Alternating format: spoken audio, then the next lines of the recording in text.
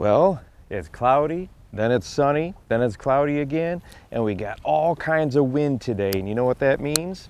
It means I'm gonna pull out a jerkbait.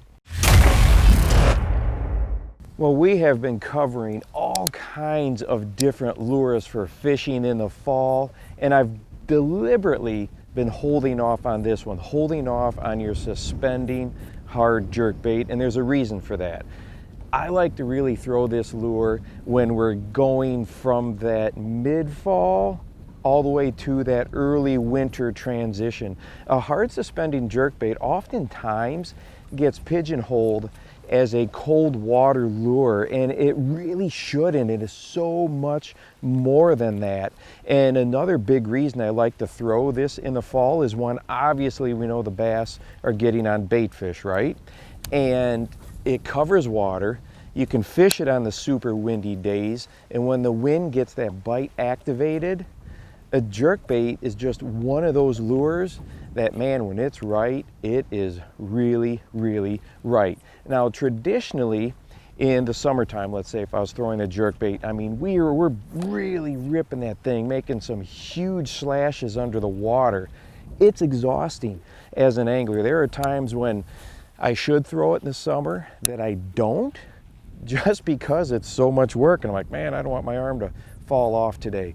But in this fall transition time, from mid-fall to winter, if you notice, I'm just giving it a slight twitch. It's nothing overwhelming, and that lure has still got the nice side-to-side sachet or walk the dog style to it, because I'm twitching it on a slack line. That's probably the number one thing that I see somebody when they're trying to learn how to fish a hard suspending jerkbait, is they will twitch it on a taut line, and all that's going to do is move the lure straight towards you. It's not going to give that underwater slash that makes these lures so effective, especially in clear water or moderately clear water situations. So just make sure you got slack in your line and just give it a small little twitch this time of year, and that's all you have to do. You don't have to kill yourself with it this time. Now, depending on the amount of daylight and the water temperature,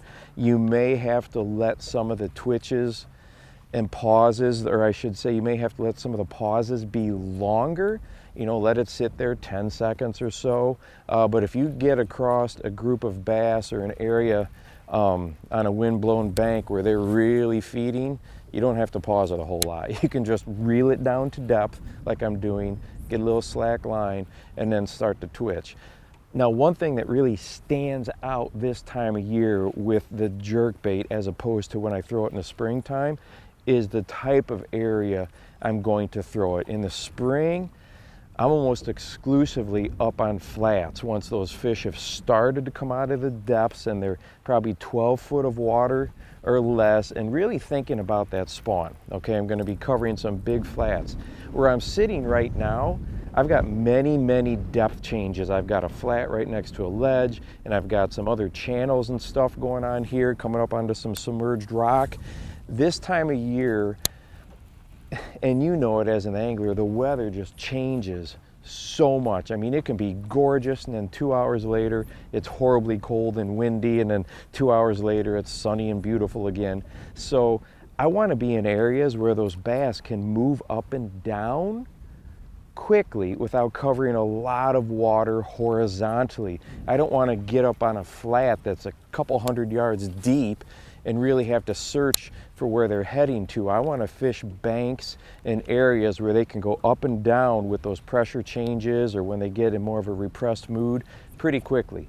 So 45-degree banks, fishing your ledges next to a flat, those are just really nice areas that I prefer to fish a jerkbait in the fall. Now, if you've noticed here, and I'll hold it up here for you in a second, I'm fishing a pretty small jerkbait. This is just, a lot of you would refer to it as the 2-hook version as opposed to the 3.